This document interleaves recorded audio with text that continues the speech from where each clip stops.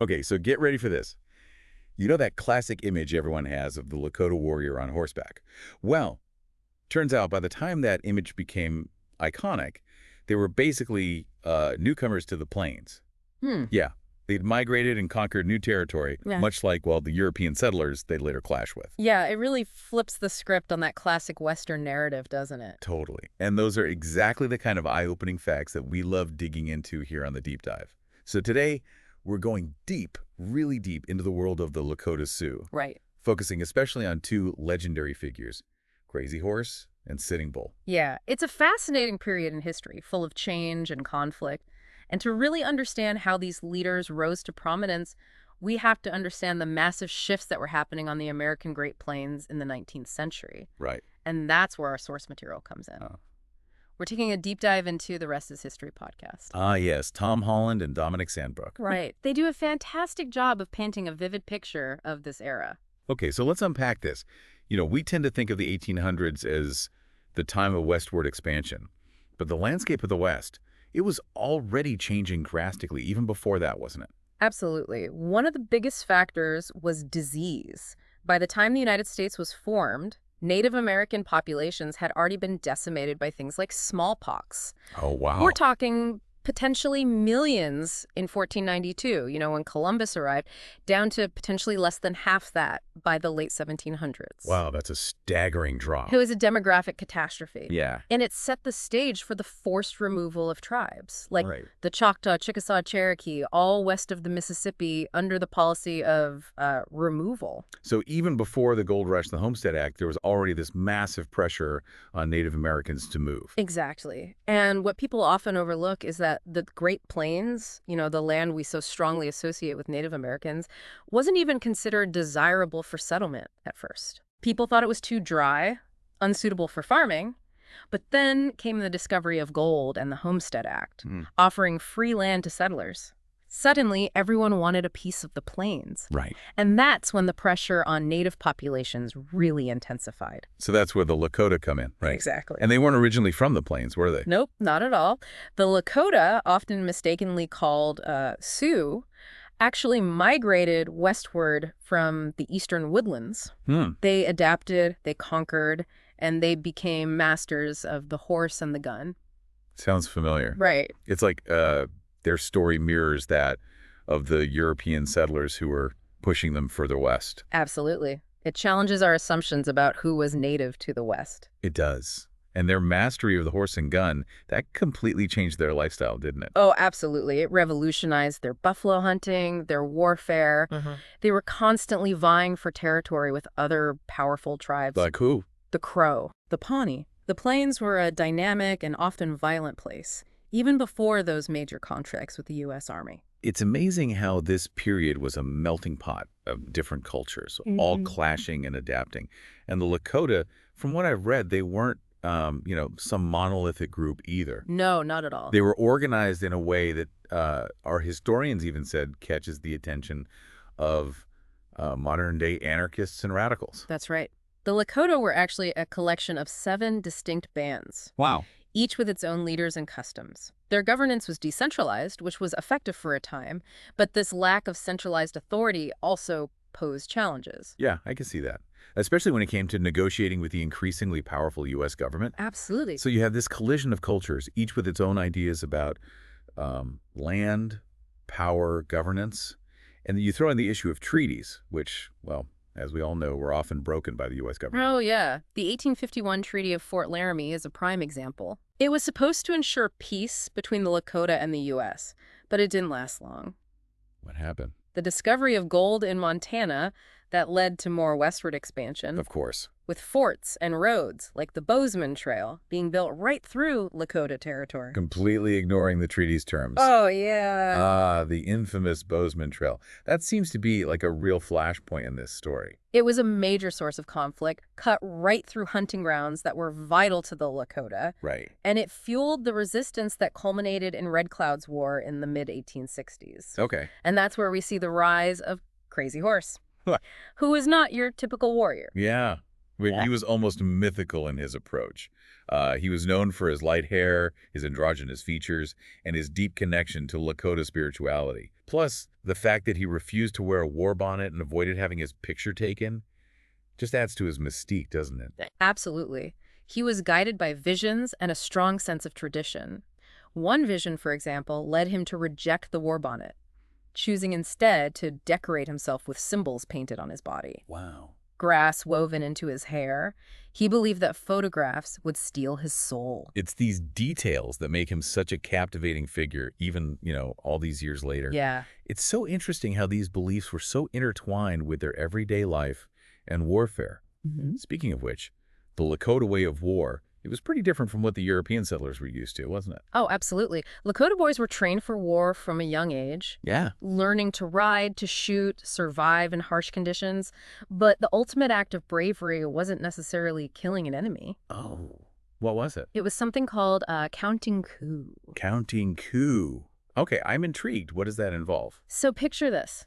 You're in the heat of battle. And instead of going for the kill, you ride up to your enemy and touch them with a special stick. Wait, touch him with a stick, that's it? Yep. And then you ride away. It was a display of incredible bravery and skill, proving your courage and dominance without taking a life. It's a concept that's almost impossible for us to grasp today. Yeah, it's such a foreign concept Yeah. to our modern way of thinking. Right. Really makes you realize how different their worldview was. Absolutely. And it makes you wonder, what was it about this warrior lifestyle that was so appealing, Yeah. so central to their identity? Yeah. That's something we'll explore further as we delve deeper into the lives of Crazy Horse and Sitting Bull. This is where it gets really interesting. We've just scratched the surface of this complex history. Right. And I, for one, am hooked. But we'll have to pause here for now. Okay. So as we, kind of dig deeper into Crazy Horse's life, it's worth remembering that our understanding of him is often filtered through the lens of, white settlers, Right. historians, journalists. So there's a lot of room for interpretation in myth-making. Exactly. Separating fact from fiction, it's always a challenge in history, especially when dealing with individuals like Crazy Horse who, he deliberately avoided the spotlight. Right. But that mystery is also part of what makes him so fascinating. It sparks our curiosity, Absolutely. And it reminds us that history is rarely a simple, straightforward narrative. It's full of layers, perspectives, and interpretations. And we have to consider those carefully. Well, with that in mind, our historians, they really highlighted Crazy Horse's tactical brilliance and his aversion to recklessness. Yeah. It seems like he was a step ahead of a lot of military leaders of that time. Oh, he was known for his strategic thinking, his calculated approach to warfare, unlike some of his contemporaries who, they might charge into battle with more bravado than strategy. Right. Crazy Horse was deliberate, always surveying the battlefield, assessing the situation before making a move. I read somewhere that he would even dismount before firing his weapon. Really? Yeah, to ensure a more accurate shot. I mean, it speaks volumes about his discipline, Yeah, his commitment to effectiveness over, rash action. absolutely. And that calculated approach, it undoubtedly contributed to his success as a warrior. But his story, it also raises an interesting question about the Lakota way of life. If warrior culture was so central to their society, what options were there for, those who didn't embrace that path? Yeah, now that you mention it, I'm curious about that too. Was everyone expected to be a warrior? Well, the Lakota society, while deeply rooted in warrior traditions, it did offer alternative paths. For instance, men who were not inclined toward warfare, they could choose to become Winkdad. Winkdad, what does that mean? It's a Lakota term. It essentially refers to a male who identifies and lives as female. Huh. And these individuals, they often held respected roles within the community. That's fascinating. So there was a degree of gender fluidity within the Lakota society. I mean, it challenges our assumptions about traditional Native American cultures, doesn't it? It certainly does. It's a reminder of the diversity and complexity that existed within these societies. It cautions us against trying to fit historical figures and cultures into these, neat, predefined boxes. Right. It's a good reminder that our understanding of the past is constantly evolving Yeah, as we uncover new information and challenge old assumptions. absolutely. So back to Crazy Horse.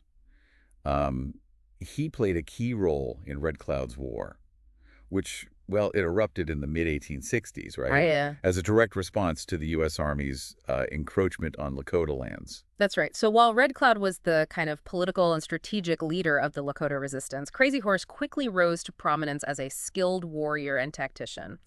During that war, they were fighting against the construction of forts and roads, Yeah. particularly the Bozeman Trail, which, cut right through the heart of their territory. Yeah, it's easy to see why the Lakota saw these incursions as, like, a threat to their very existence. Oh, absolutely. I mean, their way of life depended on those lands. Absolutely. It wasn't just about losing territory. It was about the potential destruction of their entire way of life. Their ability to hunt buffalo, their nomadic traditions, their spiritual connection to the land, all of it was at stake. And how did Red Cloud's war ultimately end? Was it like a decisive victory for either side? It was a complex conflict, no clear winner. There were battles and skirmishes, victories and losses on both sides. So it wasn't a single, like, decisive battle that settled the matter. Not at all. More of a war of attrition, both sides trying to wear the other down. Okay. And in the end, the U.S. government, facing pressure from settlers but also recognizing the cost of continued conflict, decided to abandon the forts along the Bozeman Trail. So it was a tactical victory for the Lakota, Yeah. at least in the short term. It really demonstrated their ability to resist the U.S. Army effectively. Yes. But it was also a sign of things to come. That pressure from westward expansion, it wasn't going away. Right. And it would eventually lead to even greater conflicts. Which brings us to the other iconic Lakota leader you mentioned earlier, Sitting Bull. He seems to have been quite different from Crazy Horse. Indeed. While Crazy Horse was kind of a reluctant leader, known for his humility, his spiritual grounding, Sitting Bull, he embraced his role as a political and spiritual figurehead. Yeah, from what I've read, Sitting Bull was known for his powerful visions, his charisma, and his ability to, unite various Lakota bands under his leadership. Right. He was also quite the showman. Oh. Comfortable in the spotlight. Huh. Even toured with Buffalo Bill's Wild West show, which introduced him to audiences around the world. Sounds like he was a master of, like, public image, Yeah. using his platform to advocate for his people's interests. He understood the power of storytelling and spectacle. Okay. He wasn't afraid to engage with the outside world, on his own terms, even as he fiercely defended his people's rights and traditions. Yeah. His life seems to have been full of twists and turns. But we'll have to save that fascinating story for the next part of our deep dive. Indeed. When we return, we'll explore the life of Sitting Bull, his rise to prominence, and the events that led to the most iconic battle in the history of the American West, the Battle of Little Bighorn. All right, so we're back and ready to jump into the life of Sitting Bull. You mentioned he was a showman earlier, which isn't something you usually hear about when talking about Lakota leaders. What exactly did you mean by that? Well, unlike Crazy Horse, who, as we discussed, kind of shunned the spotlight, Sitting Bull really seemed to understand the power of his image. Right. He even utilized it. Like, remember, he toured with Buffalo Bill's Wild West show? Oh, right, yeah. Which brought him, international recognition. Yeah. It was a pretty savvy move. Yeah. It allowed him to, share his people's story on a global stage. That's a really interesting point. Yeah. It shows that he was thinking strategically about how to advocate for the Lakota, especially in a world that was changing so rapidly around them. Exactly. And his charisma and eloquence really made him such a compelling figure, both to his own people and to outsiders. We talked earlier about, how visions played a crucial role in Lakota culture. What role did they play in Sitting Bull's life and his leadership? Well, visions, they weren't just mystical experiences for the Lakota. They were seen as guides for action. Right. And Sitting Bull was said to have had many visions throughout his life, visions that foretold events, warned of danger, and definitely influenced his decisions. Do we know anything specific about these visions? One of his most famous visions involved soldiers falling into the Lakota camp, Oh, wow. which was interpreted as a sign of a great victory to come. And well, this vision actually came before the Battle of Little Bighorn. Oh, really? Yeah, and it was seen as like validating his leadership. And it fueled this belief that the Lakota could successfully resist the U.S. Army.